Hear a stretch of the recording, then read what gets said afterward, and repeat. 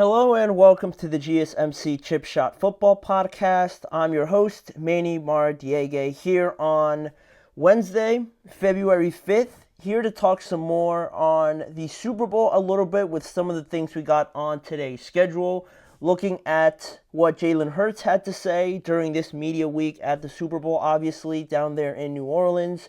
Jalen Hurts was asked about what is his motivation, going into this game. So we'll talk about that. And also with all the recent, news and conspiracies around the Kansas City Chiefs and the officials, we're going to bring it up on today's show, give our thoughts on it, but also get a little bit of what the NFL Referee Association had to say in response to all the criticism their officials are getting as well. So that and much more going on today's show, so make sure to stick around. But before we get started, I'd like to give you guys the opportunity, as always, to be a part of these live shows by any means of a question, a comment, or any opinion you'd like to share. Please don't hesitate to share your opinion or insights on anything you have to say. It's always well received, and we're always looking forward to getting your guys' perspective on anything we talk about during these live shows. So if you want to make it absolutely sure that your message stands out and gets featured on today's show, there's an easy way to do that. Just use the Super Chat feature. Just click the $sign at the bottom of the chat box to send in your Super Chat. In this way, it guarantees that your message gets on the air, and it's also a fantastic way to support our channel. And we rely on your support to keep bringing you the sports content you love, and we appreciate every bit of it. So go ahead, let us know what you're thinking, hit the Super Chat button, and get involved with the show. Again, click the $sign at the bottom of the chat box, and just let us know what's on your mind, basically. So with that being said now, we can move on to the first topic here in relation to the Super Bowl as we get closer and closer to the big game. Jalen Hurts, played one of the most remarkable games in a Super Bowl 2 seasons ago when they ultimately lost to the Chiefs 38-35. But Hurts finished with a stat line of 27 of 38 for 304 yards and 1 passing touchdown and 3 rushing touchdowns on top of that. And the Eagles' 35 points that they put up in that game were the most in a Super Bowl loss, and Jalen Hurts joined Steve Young and Joe Montana as the only players in Super Bowl history to account for at least 370 yards and 4 touchdowns. And with those kind of numbers, that kind of grouping there with Steve Young and Joe Montana, you would have thought that the Eagles easily would have won that game, in dominant fashion, but they ran into, the Chiefs and what they've been for the last, 5 to 6 years. So that was last time, right? And now the Eagles have another opportunity at this thing, have another crack at the Kansas City Chiefs, and they're trying to do what the 49ers couldn't do when the 49ers faced off against the Chiefs last year actually, but they fell short in overtime, basically, right? So now the Eagles have an opportunity to right their wrong from last time. And on that last performance, on that last Super Bowl matchup between these two teams, Jalen Hurts is at the forefront of everything, right? Not just this playoffs with how much is being talked about him, but also going back to that last performance, right, where he played very well, but he also had the fumble that was returned for a touchdown, and he was basically asked this week how that has affected him and essentially what he's taken from that last Super Bowl performance. And this is what he had to say on that topic, not this one, that's for later, this one on Jalen Hurts and what he had to say on last game. And he said, but ultimately, every game has its lessons, good, bad, or indifferent, so just being able to become wiser, grow, and mature and take all these lessons in for the next season and the next games. It's had a great driving force. It lit a fire in me. And to have this opportunity again is exactly what you work for. So, last time, if you go through the events of that game and how we can take from that and kind of give us a idea of what can happen in this game coming up. Last time, the Eagles were up 24-14 at halftime, despite that mistake from Jalen Hurts, right? fumbling the ball and having it returned for a touchdown.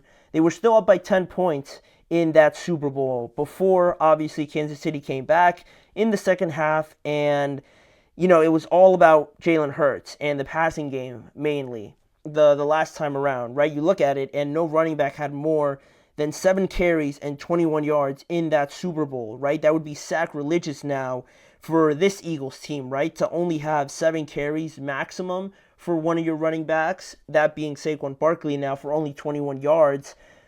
Like, everybody would be fired there if that's what happened again, right? But back then, their identity, I think, was a little bit more split. Now they're very much run first, run heavy, right, with that offensive line. And Saquon Barkley, obviously. So it just goes to show you again that they're very capable of winning with the passing game because, in that last Super Bowl, they arguably could have won most of the Super Bowls. If they played against any other team of the past Super Bowls, they probably would have beaten most of them, I would dare to say. And, it's just the Chiefs, right? Just how they fell short. But I think they were able to do it, and they just showed their capabilities again of that passing game and how dominant it was, and putting up 35 points, right? I mean, that's the most in a Super Bowl loss. So to show those capabilities last time around, now we bring it back to this year in 2025 where they got another opportunity. A lot of the same faces, but a very different approach, I would say, this time around. And obviously you have Saquon, and last time they weren't as good in I would even say that last time, other than Saquon, this time around they're a lot better in man coverage, right? Their defensive backs are better, and I would even probably say their defensive line's better. This time around, it's younger, it's faster, I would say. Last time, you had Fletcher Cox, Brandon Graham, and those kind of guys, but now I like the influx of younger talent, I should say, with Jalen Carter and Jordan Davis and Nolan Smith as well. I think those guys are the biggest, contributors to that now, which is why I feel like now they're in a lot better of a spot with those guys, or that position really rejuvenated with these Georgia guys. So that's also another difference we see this time around. And also, just taken from that Super Bowl, Patrick Mahomes ran a lot in that game. He had a lot of plays outside the pocket, right? He had that big run at the end of the game that pretty much sealed the deal for them to just kick a field goal and ultimately win the game by 3 points. But this time with a younger defensive line, a lot more agile, faster, and things like that, I would say they have a better chance, right? That's where I was going when I brought up the defensive line before. So all of that is obviously some of the biggest differences, right? But as for Hurts, to answer the question, does Jalen Hurts need a big game like the last time, like the last Super Bowl? I mean, I don't think he needs like a whole entire 60 minutes, almost like he had last time, where he threw for over 300 and he accounted for 4 touchdowns. I don't think he needs to have the length of a great game, so to say, but I think this time around it's just more so about picking your spots, right? It's more so about taking advantage of those big, gotta have it moments, right? I think he needs to win most of those if he's going to have a chance for him and the Eagles to win this time around, right? Because they're not the same team. They have the same players mostly, but the identity is very different, right? When you have a generational talent like Saquon, you're going to have to really live and die by that. And I think that's why I'm saying Jalen's got to pick his spots, right? On a 3rd and 6, on a 4th down, a 4th and 4, something like that, right?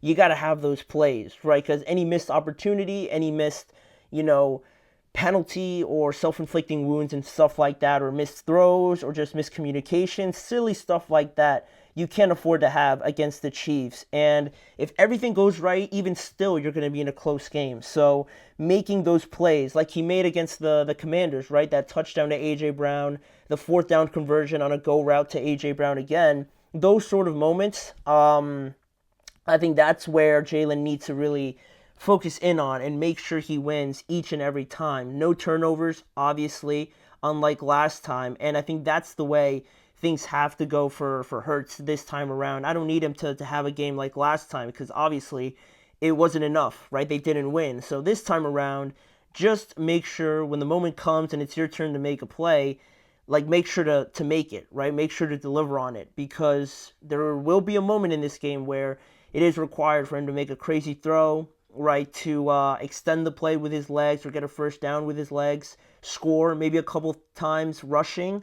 He needs to get those plays, right? We can't have a Josh Allen sort of situation where he doesn't get the first down on a QB sneak or a turnover or something like that, right?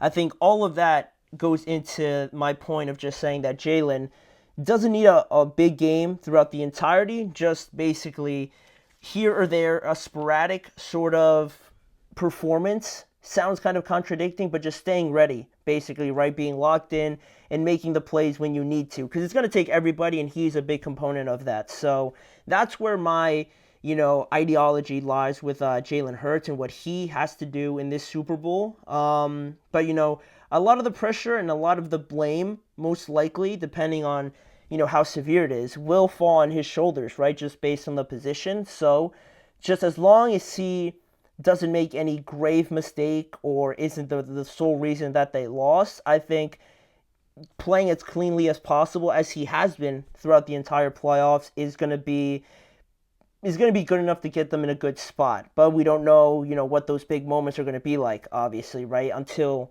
we watch the game. So I'm excited to watch the game. It can't come any sooner. But on the totality of the game, now that we've brought it up a little bit, we're going to go into a break real quick. But then when we return, we're going to talk about all the referee talk, all the official talks on the refs favoring the Chiefs, the ref having the script about the Chiefs winning this Super Bowl, so they got to make it happen for them. All of those sort of conspiracies that have really taken over a large part of the coverage. We're going to be discussing the NFL Referee Association also responded to it, so we're going to get into that when we return after this.